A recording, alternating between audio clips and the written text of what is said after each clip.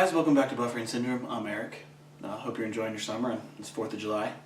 So last video we teased a bit of a countdown we've been working on. So here's the premise. I've been alive for 25 years. So while 92 to 2017. So while some of my favorite movies obviously came way before I existed, we wanted to look at the ones that have been around since I've been breathing. So we are going to go through the 25 years, 92 to 2017, and yes, we know 2017 is not done and it's going to be a little hard to figure out, but we'll get to there when we need to. So we're going to take one movie from each of those years and break it down and why it's our favorite. So stay tuned, hopefully you like the list, let's do it.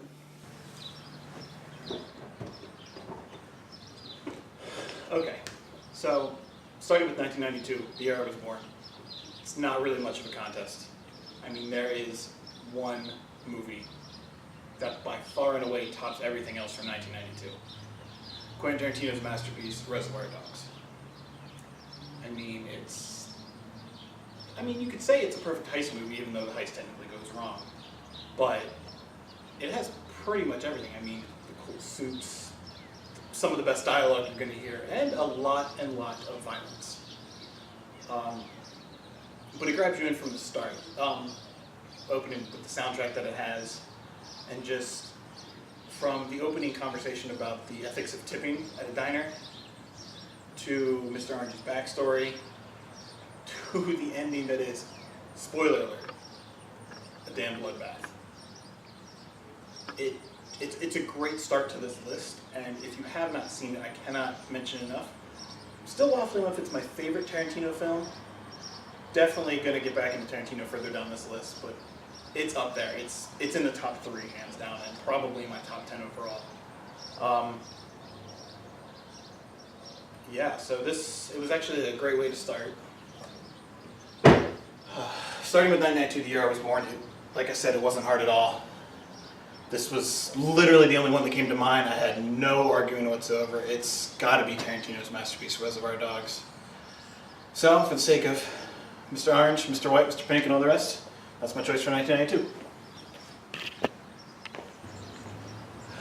Alright, so 1993 was pretty much a two-horse race. I mean, on one hand you had the great cat and mouse thriller between Tommy Lee Jones and Harrison Ford that was The Fugitive. I mean, that unbelievable dam jumping scene, which, yes, quite frankly, you would have died. No one survives that. But the only movie that I think that would jump that for 1993 is the obvious one. It started a franchise that has its own legacy, and I mean, it applies to kids, families, everybody, is Jurassic Park. I mean, first of all, it's dinosaurs. How is that not just the winner right there? Dinosaurs. But the idea that someone could bring them back, or, recreate them essentially, put them in the time with humans, have the idea for a theme park, which is the dumbest idea, but still awesome. Alright, and it had some memorable characters. I mean, you had Dr. Grant, Dr. Malcolm, kind of polar opposites, and that Grant was, he wanted to believe, he liked the concept, and he sort of became like the father figure, even though he wanted nothing to do with that sort of life. And then you have Dr. Malcolm, who was a skeptic, but who provided some of the greatest lines, including the "must go faster" being chased by a T-Rex. You had the kids, who, quite frankly, growing up was probably one of the scariest scenes in a movie I've ever seen, and that's the T-Rex loose in the Jeep. I mean, he flips the Jeep, there's the pouring rain. It's got Malcolm with the flare, saving everything, saving everybody. So, just the pure intensity. And then, of course, the great Sam Jackson as Mr. Arnold, ironically enough, and just the ever-popular "hold on to your butts" line. And, of course, that great moment where just his arm falls down because he's been ripped apart by raptors. But yeah, it has to be Jurassic Park. I mean, we're up to 3 sequels at this point, with another one in the works. And it's like going back to 92 with Reservoir Dogs, that it's timeless, it's aged with the years, so it still means something. It's a classic, so I mean, without a doubt, that has to be my top movie for 1993. For 1994, kind of harkens back to what we talked about for 92. I mean, there was really only one choice, and the same director, Quentin Tarantino. It's got to be Pulp Fiction. I mean, everything about that movie just screams classic, and pop culture references and everything. I mean, from the soundtrack, from the perfected nonlinear storyline, from the crazy characters and some freaking uber violence. And freaking, how cool were Vega and Jules? I mean, come on. The suits, the hair, it was awesome. The infamous "say what again" line, which I don't know who's all watching this, so I'm not going to repeat it, but don't worry, you get it. To one of the most infamous rants on film ever about coffee, for all things. I mean, probably one of my favorite Tarantino on film roles. It's either that or From Dusk Till Dawn, but still. You had the sleek, clean-up, mysterious character of the Wolf, the no-nonsense character, excellent portrayed. You had Ving freaking Rhames as Marcellus Wallace, and does he look like a bitch? Remains to be seen, apparently. Just the dancing scene in that ridiculous restaurant that was throwback to the 1950s, and the great cameo of Steve Buscemi as Buddy Holly in that same restaurant. And don't forget a Royale with cheese. Let's use the metric system. I mean, it's again, I can't say it's Tarantino's best. I'm torn. To me, it's either this or Reservoir Dogs. And then I put Django 3. You can argue with me. That's fine. Whatever. But hands down, the top movie of 1994 is Pulp Fiction. And arguably, and I will say arguably because I won't necessarily state this, but I know people have argued, the top movie of the all 90s is Pulp Fiction. Never gets old. Watch it over and over. So yeah, there's 1994 for you. In the jungle you must wait until the dice read 5 or 8.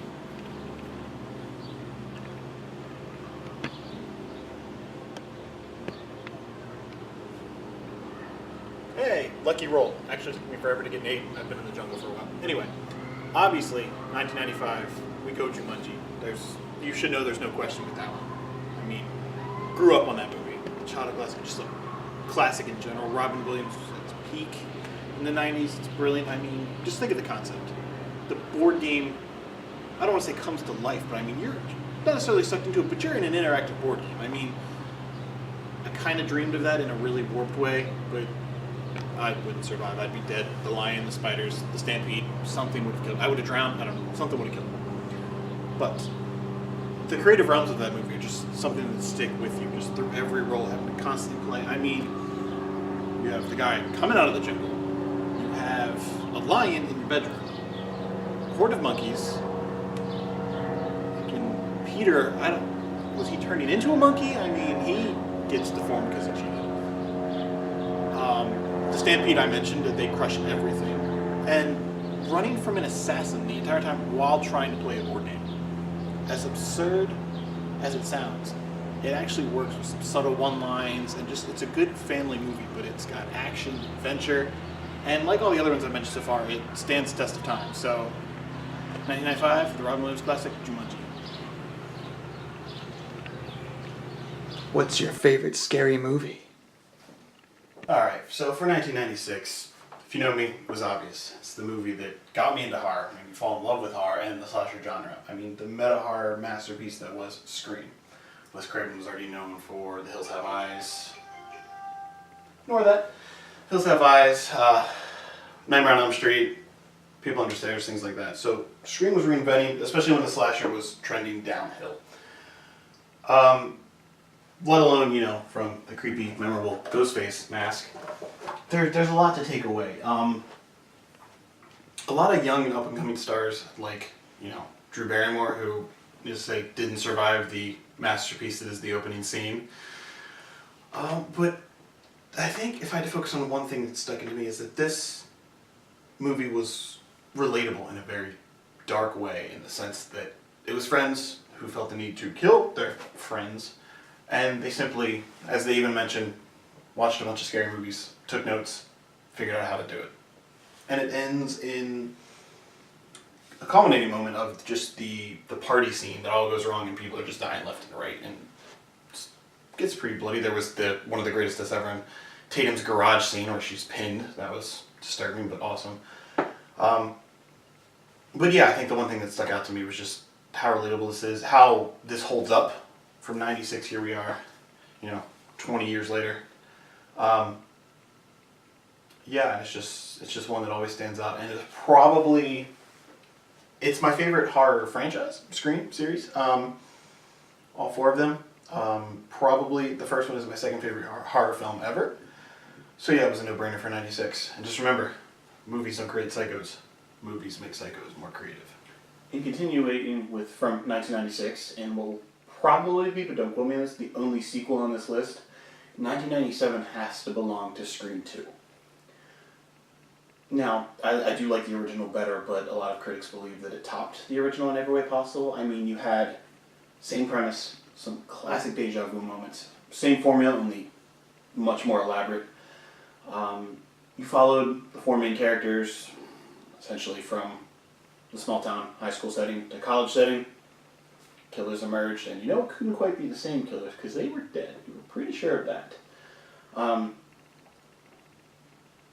As Randy even says in the rules, body count's bigger and bloodier.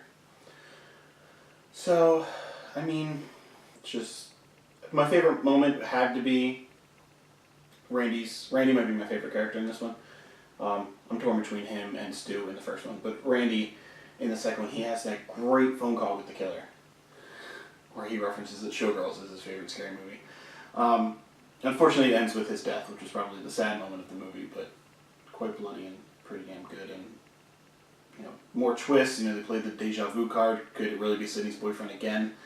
I mean, it was another one where it had you guessing until the very end, and it earns praise simply for being a horror sequel that can hold its own and do right by the fan base that had been following it from the previous year. So, 97, even though a special nod to another favorite movie, Good Will Hunting, I'm going to have to go with Scream 2 as the top from 97. For 98, we're switching off horror and actually going in the quite opposite direction, going to essentially a kids or family film. This might have been my favorite movie growing up. 1998's release of Small Soldiers. You had, two different factions of toys. The Marines and essentially the monsters, the Gorgonites as they called them. The Commandos and the Gorgonites.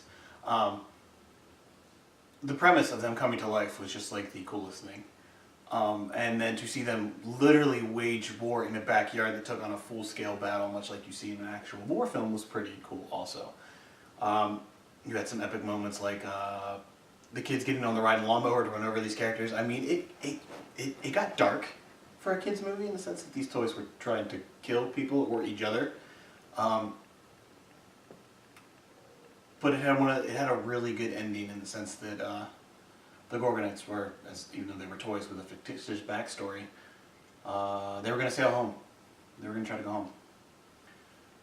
Overlooking the obvious flaw of dumbasses at a toy company putting munitions chips from the military inside actual toys. It's nice that Dennis Leary can just fly in with his freaking helicopter and pay for everything. That's always nice. But overall, a really, really fun movie that's still rewatchable this day. Here I am at 25 and I can still rewatch this movie. That came out when I was 6. So I give it a watch. If you haven't seen it. It's a lot of fun. A lot of fun. So 1998, Small Soldiers. For my favorite film from 1999, rule number 1 is we do not talk about my favorite film from 1999.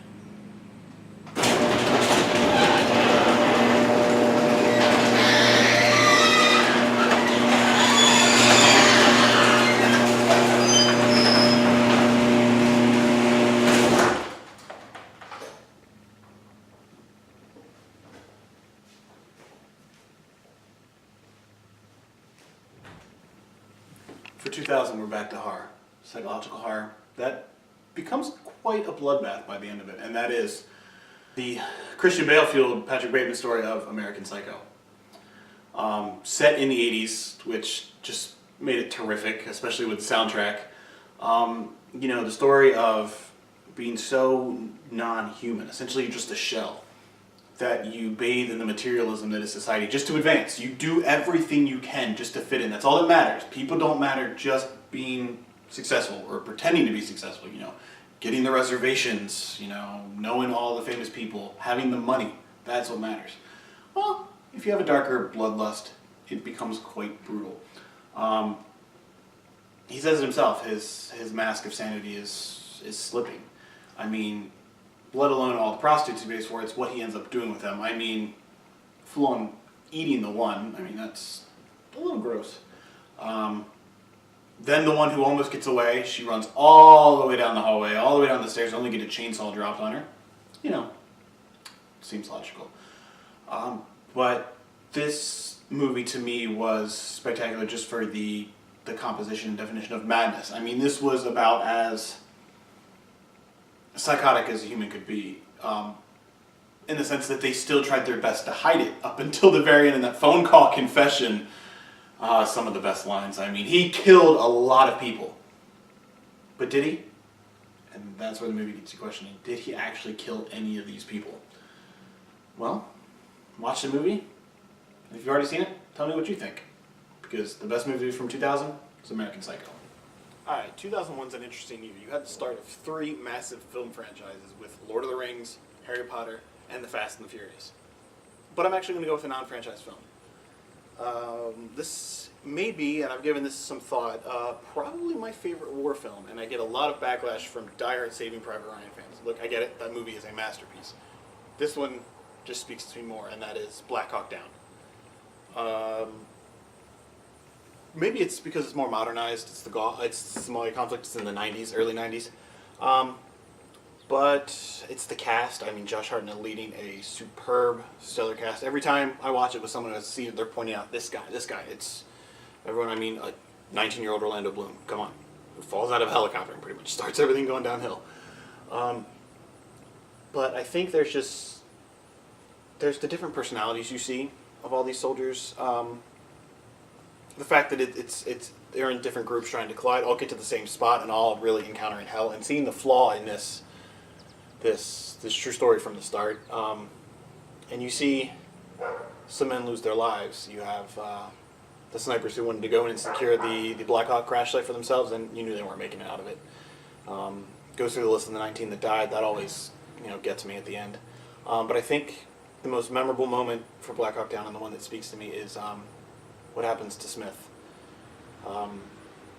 He gets hit going out to save a very young Tom Hardy, and only Tom Hardy's second movie, and they have to lay him out on a makeshift operating table, and it doesn't. The minute he says, hey, tell my parents I fought hard, it's just, he's not making it, and the emotion in that scene it's really well done, and still gets me every time. Yeah, it's one of those movies that even if it's on TV and cut up and has commercials and it's edited, it's one of a handful that I can't possibly do anything else while it's on. I get sucked into it. So, without a doubt, it was my number one for 2001, Black Hawk Down. Alright, for each year, like I said, I've gone through my movies and picked one. But then I've also, just for comparison purposes, pulled up IMDb's top movies each year, and I go through the top 50. And I'm pretty sure every movie I've done so far has been in that top 50. This is the first instance where my pick is not in that top 50, actually comes in at 55. And 2002 was a harder year for me, but I think I made the right choice, and I think it actually gives this shirt a purpose in this video. So my pick for 2002 is the zombie masterpiece that is 28 Days Later. It's so tension built, and it's in your face, and the zombie genre had gotten really campy, and it still is campy sometimes, and some of those are fine, but for more realism and even just rage, the disease, and not being full-fledged, a different take on a classic zombie movie. This was really well done. Danny Boyle knew what he was doing. You had Cillian Murphy, was this about 3 or 4 years before he's Scarecrow? 02 or 5 or 6, something like that. But it plays on isolation perfectly. He's wandering through downtown London with nobody after waking up in a hellhole of a hospital, which, albeit is cliche, but that might have been one of the initiatives. I know Walking Dead did that same thing, but whatever. Find survivors, looking for a cure. There's just... I think the biggest thing is how scary these particular zombies are, with the speed and the rage that carries them, and the way they're devouring everyone. And even just moments where someone he knows, or someone you followed as an actual character, turns into one and just suddenly becomes, rabid as hell. And it's instantaneous. There's no delay. It's bam. And, you have to put them down. They've been shot, baseball bat, whatever. But I also want to touch on is that this movie has some really great moments of character dialogue interactions in the small group because, you have the main four meeting up and then moving forward, and then you have the interactions with the soldiers, which really put the movie in a different take because these soldiers are corrupt as hell. They're sort of like a survivalist cult at this point. They're going to take advantage of the women. But at the same time, you have that zombie threat. So it did a good job of putting enemies from multiple fronts in the fact that, you have the three at this point, the three main that you're caring about, these really screwed up military men who essentially are ruling what is left of their world at this point, and then the beasts that are ripping apart people in human flesh. So, yeah, it even spawned a sequel, which I still like. It doesn't live up to the first. 20 Weeks Later doesn't live up to 28 Days Later, but is a pretty damn good sequel in its own right. So, 2002, zombie movie, 28 Days Later.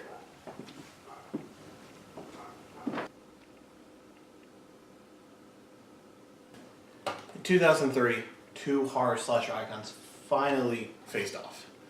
2003, my pick is obviously Freddy vs. Jason. You had Nightmare on Elm Street on one hand, Friday the 13th on the other.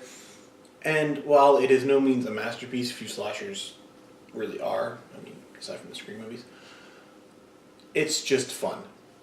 It is one of the most rewatchable movies I've ever seen. I watch it around every Halloween, probably multiple times throughout the month of every October. But you have teens who were once haunted by Freddy. However, they got the memory of Freddy out of their mind, so he can no longer get to them. He comes close. Figures, why not resurrect Jason? Well, you really think you can keep Jason on a leash? Come on. He's going to get a taste of blood. He's going to want to kill these kids himself. So, what sets off is a lot of the teens getting killed in the crossfire turns out to an epic battle lakeside between the two horror icons, ending with one of the most ominous, and hopefully eventually leading to a sequel, scenes ever. They both fall into the water, and Jason emerges from the lake with Freddy's head, only to have Freddy wink with his laugh echoing as it fades to black. So again, holding out for a sequel. Think it would be awesome if New Line can get in on that. But 03, Freddy vs. Jason. Alright, 2004. Interesting year. I had a load of movies to choose from. Coming to mind back to horror, and actually a remake, but a really intense remake, is Dawn of the Dead. Zack Snyder and James Gunn, they did what they could with the story, modernized it, the whole zombies attacking them all. I don't know, I found it really cool and timeless. I enjoyed it, but Dawn of the Dead is not what I'm going with. Similar name, but 04 I'm going with Shaun of the Dead. It's got the blood. We all know that. It's got the comedy, which is a nice touch for anything that bloody, and it's British. There's just something about it being British. This was my intro to Edgar Wright films. Obviously he did the rest of the Cornetto trilogy with Hot Fuzz, World's End. He did Scott Pilgrim, did Baby Driver. I'm sure there's plenty I'm missing, but those are all great films. But Simon Pegg. Simon Pegg's the man. I'll pretty much watch anything with him in it.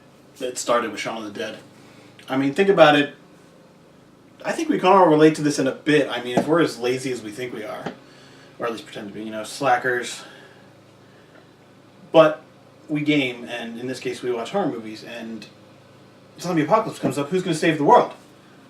Well, maybe not the world, but at least those we care about. And we'll probably do it with a handful of one-liners and stupid remarks and bickering between friends and just, casual stuff while everyone around us is being eaten alive. Don't know if I'd have the balls to pretend to be a zombie to walk through a horde of zombies. Don't also believe my first thought would be to go to the Winchester, but all worked out. Great Queen references throughout the movie as well, so that's always fun. But again, continuing with the zombies theme, adding some comedy, some very dark humor, and a lot of blood. Shaun of the Dead, 2004. Alright, so for 05, you had obviously Revenge of the Sith. I've kind of been staying away from the prequels, so they don't make the countdown, but moving on. You had Cry Wolf, which is a great thriller design, hidden as a slasher. It's really good. And then you had Saw 2, the sequel to, the super smash hit Saw. For the franchise, yes, I've seen them. I really love the first two. But moving on. My pick for 05 is a movie that had much more of an impact on me, and that was Four Brothers.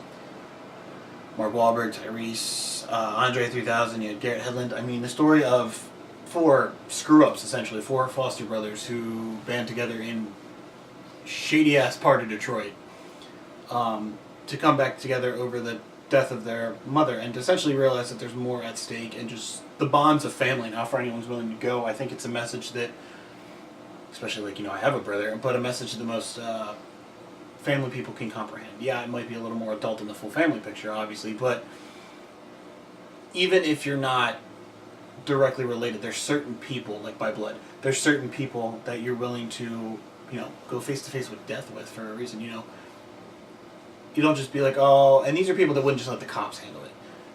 They feel like, well, they know their mom was murdered, but then they feel like there's so much more to it that they're all being targeted. So they're gonna hunt them down themselves, and it deals with corruption in both police and the politicians. But I think it just, again, the one thing that's going to stand out with Four Brothers is the bond. The bond between all four of them that lasts the entire film. Even though they have arguments and fight and, assume that maybe some of them are in the wrong when they're not, they're brothers and they stand together overall, and that's the most important driving force of that movie. So, Four Brothers is my pick for 2005. Alright, so 2006, you had the James Bond reboot with Daniel Craig with Casino Royale, which was spectacular, and rebooted the whole franchise in 4 films since done. Great. You also had a high school college comedy, Accepted, which I'm pretty sure I saw twice in theaters with buddies, and we laughed our asses off, and it's still hilarious to me now. But there's one I was overlooking, and 2006, maybe you don't know the year, but you know the movie, and that's The Departed. It's almost a perfect crime thriller. It's cat and mouse, it's cops, it's rats in mob rats with the cops. Who's trusting who? You have no idea. Great cast from Jack Nicholson, Matt Damon, Leo, got Martin Sheen, and everyone's favorite Marky Mark. Again, obviously not a family film. Language is some of the worst. But sheer violence is brilliant. My brother and some other buddies are known for quoting the lines. I can't do a Boston accent, so I'm not going to try. But it's just so compelling, these stories. And just when you get to the climax, you have headshots everywhere. Jack gets taken out by his protege multiple times. Leo thinks he's being a hero, gets on an elevator and just, headshot. And then Matt Damon thinking he can walk away from it all with the innocence. But who's standing there? But a man who hadn't been seen in 45 minutes. Mark freaking Wahlberg, gun in hand, through the head. Ending the shot with the rat. If you haven't seen it, you need to watch it a lot, over and over. Pretty sure it won Best Picture, 06, almost positive. So yeah, 2006, The Departed. For 2007, we delve into the realm of horror movies or Halloween movies with Trick or Treat. 5 interweaving stories come out in a really haunted and screwed up town, and basically dealing with a number of characters who aren't quite themselves on Halloween. You have an elementary school principal who is grooming his son to take over as serial killer after he's gone. You have a group of women looking for dates who actually turn out to be werewolves. You have kids who want to pull a prank by luring the outcast to a haunted quarry, only to realize that the quarry actually is full of zombies. You have a woman who can't stand Halloween, but her husband's obsessed with it, so she ends up getting slaughtered in her front yard through all her decorations and set up as a prop. And then you have a creepy old scary-ass man who can't stand kids or Halloween, but is being haunted by something within his house that's ripping him apart. The story creates chaos, and it's interwoven perfectly, and it's really a holiday classic at this point. 2007, Trick or Treat, I'm watching it every year, either day of, day before, day after. It's a Halloween classic at this point, so I can't push enough that it's got October captured to a T. 07, Trick or Treat. Why so serious? I had a hard time picking a movie for '08. I was debating Quantum of Solace, the second of the Daniel Craig James Bonds. Apparently I had my year wrong on The Hurt Locker, so that qualified, and loved that movie. But then it dawned on me, and I'm kind of an idiot for not realizing it sooner, but, you know, the movie that turned the superhero genre upside down, that was the second in Christopher Nolan's Batman trilogy, The Dark Knight. Christian Bale tops his performance from Batman Begins. Stakes are raised. You're introduced to Harvey Dent's and later on Two-Face. Aaron Eckhart's performance was brilliant. But I think we all know where I'm going with this, and Heath Ledger's Oscar-winning performance as the Joker. In my opinion, it's the best prior. You know, it beats anything prior, and it's definitely crushed Jared Leto's another interpretation. Since, with the only rival maybe Mark Hamill in the animated series. The sense of realism and terror, and how you didn't feel like necessarily you're watching a superhero movie, but rather a crime drama unfolding in a really dark and screwed up city. They made the Batman relatable, and just, they put fear in. I mean, it plays out at times like a horror movie. The Joker is, in fact, a horror character. Probably my favorite villain performance of all time. I mean, I like to put him in with another Christian Bale performance in American Psycho, and along with Billy Loomis from Scream. Those three are probably some of, if not my top three. But The Dark Knight made Batman relevant again to me. I kind of got rid of the previous ones, especially the Clooney disaster. So, definitely top 08. Rightful Oscar win for Heath Ledger, and honestly should have been nominated for Best Picture because The Dark Knight was the best movie of 2008.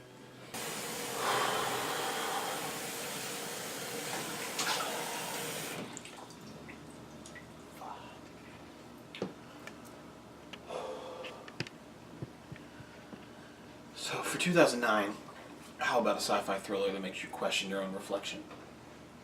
Moon, which quite frankly Sam Rockwell gives an Academy Award-winning performance, just, you know, got overlooked. He plays an astronaut. Colonization, I guess, is what his goal is. He works for a company, and they're harnessing the energy off the moon through mining of the stones. Sends it back down to Earth. It's a major conglomerate. Well, I believe, remembering correctly, he's solo up there anyway. His only companion is essentially the ship he's in is voiced by Kevin Spacey. So that's his only companion is that voice there. He is sentenced 2 years. He's up there 2 years. And anyway, the movie picks up. He's getting close to his 2 years and ready to come back.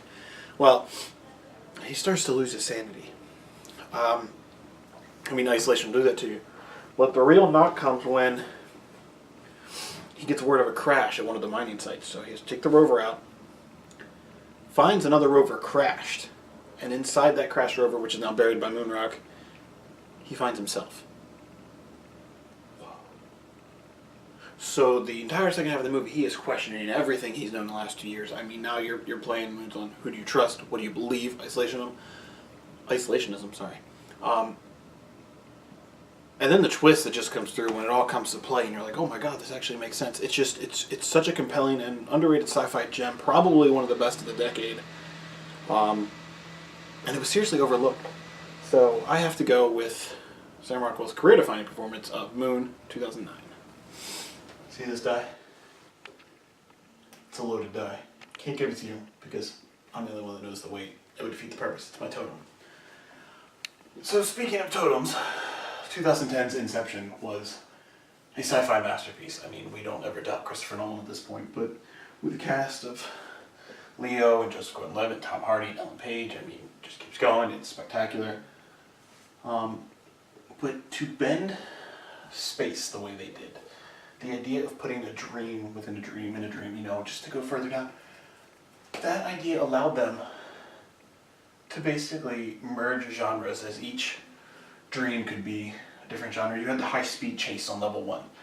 You had the coolest hallway corridor fight in level 2. You had level 3 that almost looked like a James Bond thriller when they're skiing through the snow, storming a fortress. And then level 4 just being complete utter chaos. As long as it is, it's so rewatchable, and it doesn't get old, and just the concept is amazing. Some of the best special effects I've seen. It was rightfully nominated for Best Picture. I was going to say it's my favorite Leo movie, but I think Wolf of Wall Street beats it out just a smidge. But far and away, I don't even think anything came close. 2010's tops is Inception. Alright, so for 2011, as much as I loved Scream 4, I wanted to break away from a franchise and get back into a standalone, and it's a movie that people had raved about, and I hadn't seen it right away, and I finally got around to seeing it probably within the last year, and it's spectacular, and that would be Drive. Completely redefined my image of Ryan Gosling. He's not just the chick magnet, whatever you want to call him. I mean, dude was badass and quite, pretty brutal in that movie. I mean, there's a scene, he's in the elevator and he stomps a dude to death, busts his face. That was pretty gross. But he's a stunt driver for Hollywood, and then he's also a getaway driver. And he gives his calls, 5 minutes on either side. They have a 5-minute window when he takes them there. He'll bring them to where they need to go. They have 5 minutes, and if anything happens in that 5 minutes, he'll take on the cops. He'll back them up. But if it's 5:01, he's gone. He tries not to get attached, but he ends up falling for essentially the girl next door, whose husband is just out of prison, but involved with some pretty bad people, played by Oscar Isaac. But through him really caring for the kid, his neighbor's kid, he ends up willing to sacrifice everything, take on some really vicious people in the mob, the same people that were going to sponsor him becoming a racer. He loses probably his father figure, his mentor, who was played by Bryan Cranston. He gets killed in the process. But some of the best chase scenes you're going to see, some of the best just pure driving scenes you're going to see, and he doesn't speak a lot in the movie, but it's another movie where I don't think that hinders it at all. I think it actually works better that he's the silent type and barely, speaks in sentences. He says what he needs to. He doesn't beat around the bush. He, the way he looks at you pretty much covers it. But it's shot in such a noir style. It's almost a throwback to the late 70s, early 80s, even with the soundtrack. Not that it's 80s music, but it's got the beat to it. The electric kind of vibe, so it just works, and the colors are brought out. It's just a masterpiece. It's got some intense moments and some moments back that just tell a better story. So, like I will with all these movies, I'm recommending it. Drive comes in as sort of an under the radar, but my top in 2011. 2012 was a big year. Probably my favorite movie. Nothing's topped it since. I mean, I had some other ones, but it's Cabin in the Woods. So honestly, it's going to be the top of 2012. Favorite horror goes without saying if it's my favorite film. It was a new, somewhat meta spin on the traditional slasher or horror formula. You have the five friends. You have what have come to be known as the whore, the fool, the jock, or athlete as they called him, the scholar, and the virgin. And they took liberties with each one, which was great. You had take the five, leave them for college. One incredibly stoned dude, because every slasher has that stoner. Go to a remote cabin. Find out there's a hidden basement. Find out in the basement there is a bunch of items. Start interacting with the items, only to inadvertently summon something from below. And by below, I don't mean from hell or from madness or the devil or something. I mean from the government operations who are trying to get you killed. Because they need to sacrifice to the gods every year, and you're the lucky bastards that get chosen this year. So throughout the chaos, there are the main antagonist, aside from the office workers, is a zombie redneck torture family, the Buckners. I mean, they were essentially the family that inherited that cabin and then got killed off, and they're missing limbs. They know how to operate swords and a bear trap. A bear trap is a very nice weapon in this movie. But through surviving that and the characters that remain, determining that somebody is down there controlling everything, they get to the bottom, and in one of the best final acts I've ever seen, unleash absolute hell by purging all the monsters from the system. And there's articles that I've seen, can't go into them now because it's just way too much in depth. I mean, they reference every possible horror film, franchise, cliche, and video game you could possibly imagine. Cover the basis, only to end in the only way that a movie like that could possibly end, where the gods they were sacrificing to are pissed and have to, just end it. Kill the world. But through some great one-liners, some memorable characters, including a pre-Thor Chris Hemsworth trying to jump the gorge only to hit the wall on his dirt bike. Just, this is a movie that I watch over and over and over. It's a bummer I'm not wearing the t-shirt right now, but Cabin in the Woods is a horror masterpiece, and I know it's only been 5 years, but I'm pretty sure it'll stand the test of time until someone comes up and raises that meta bar again. Cabin in the Woods, 2012. Alright, so for 2013, my brother and I were going back and forth. I actually couldn't think of, I went through my list and couldn't exactly pick one that rose above the others. So, pardon me. So my brother looked at my list and said World's End. Didn't hesitate. But that's not bad. I also considered Lone Survivor or The Purge. Then I went on IMDb, like I've been mentioning, and turns out we overlooked the most obvious one. Leo's breakthrough performance in The Wolf of Wall Street.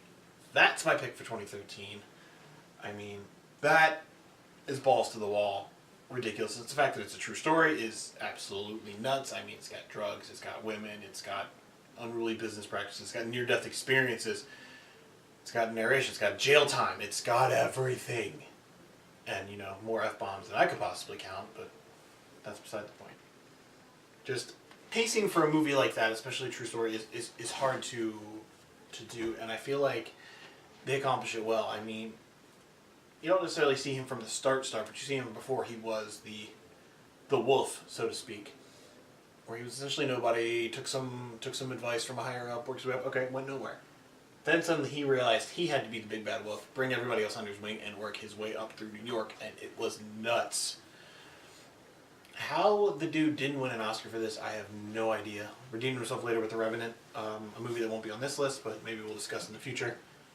But The Wolf of Wall Street, to me, was his finest performance, and it rightfully tops the list of movies from 2013.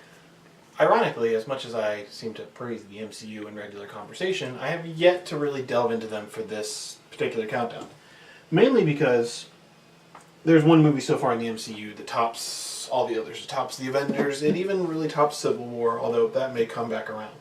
And that was the masterpiece that is Captain America, The Winter Soldier. When it comes to the films, Bucky Barnes, Winter Soldier, probably my favorite character. So it was nice to see him return, especially in the assassin form that we were all waiting for.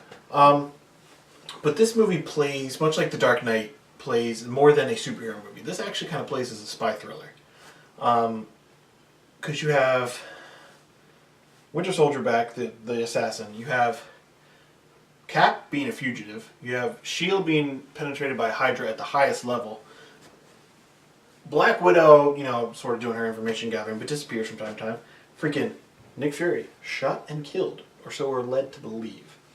And the introduction of Falcon, who, badass with wings. So it takes a more realistic realistic approach than some of the other movies. Especially in villain territory, there's some explosions, some shoots outs, some awesome fighting scenes, and one where Cap's not even wearing his typical costume, he's just in street clothes, fighting Bucky, before he even realized it was Bucky. The moment he sees it's Bucky, total shock, game changer.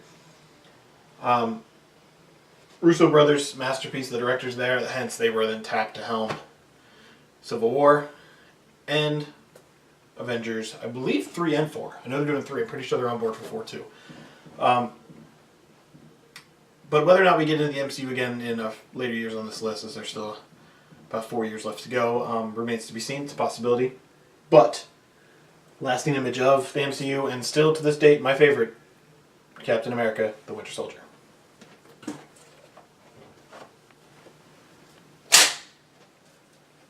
Did you all really think I wouldn't touch on Star Wars at all? Come on, you should know better than that. So while the prequels don't make my list for obvious reasons, also may have broken this, but that's not the point.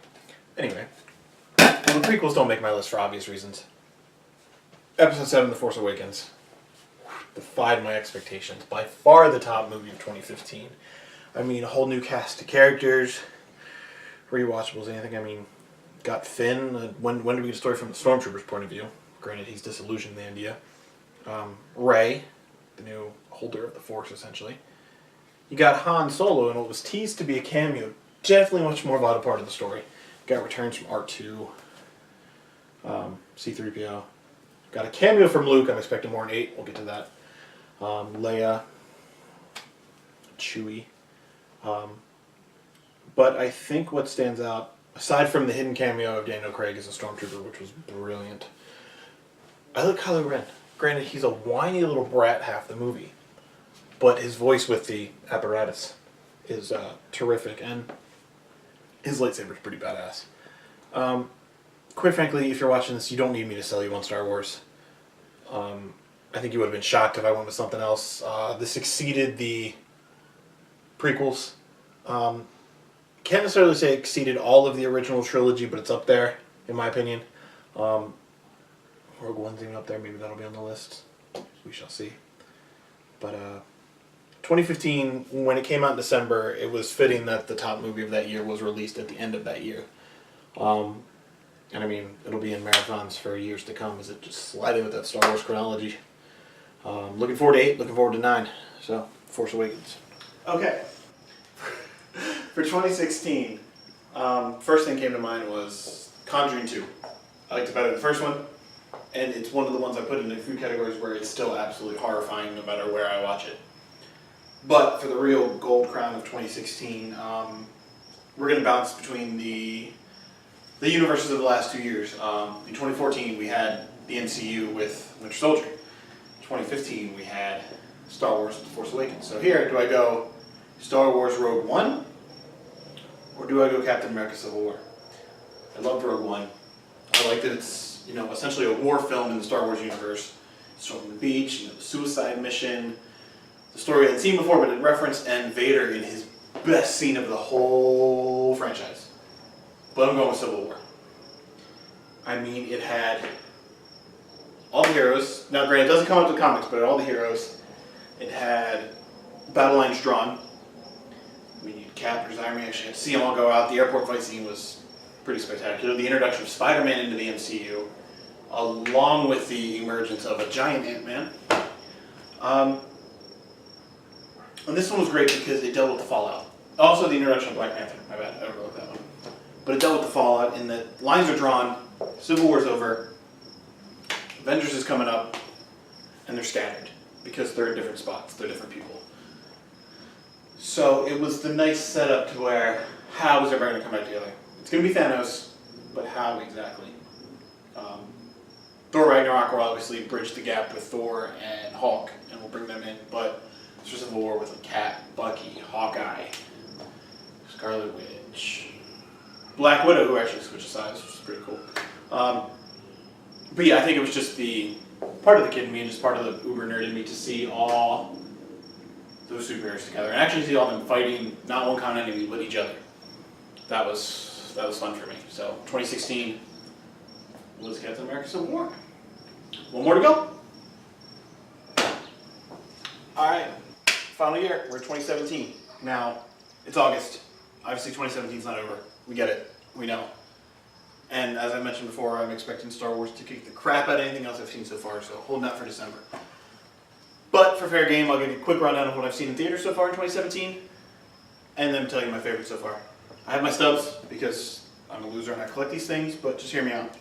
Split, Get Out, Kong Skull Island, Logan, The Belko Experiment, Life, Guardians of the Galaxy Volume 2, Alien Covenant, Wonder Woman, It Comes at Night, Baby Driver, Spider-Man Homecoming, and Dunkirk.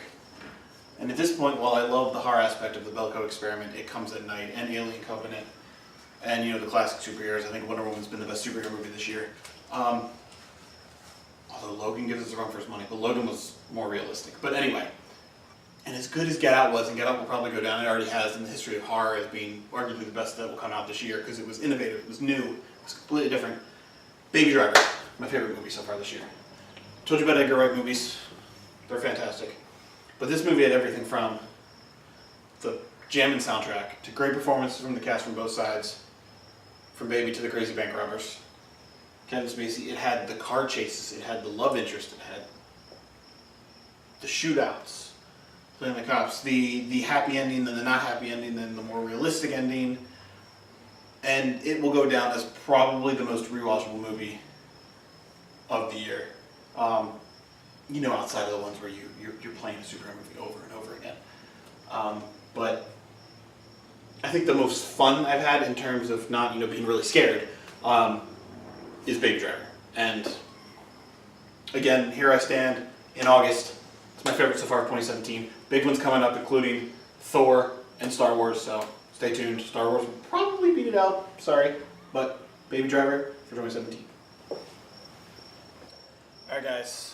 Thanks for watching. My kind of crappy, but totally awesome from 25 films in 25 years, 92 to 2017. Hope you liked it. Feel free to let us know of some of the movies that you like during this time frame. I'm sure we gloss over some. We only pick one from each year, and there's a lot of movies that I love. I have a special thank Dan. He was not on camera this time, but he was behind the camera the entire time. He'll be more featured in the next one. So we'll be back with Greg talking video games. Next time we got a little idea for that, thinking a roundtable discussion. Hopefully you enjoy. But until then, I'm Eric from Buffering Syndrome. It's DJ. We're out.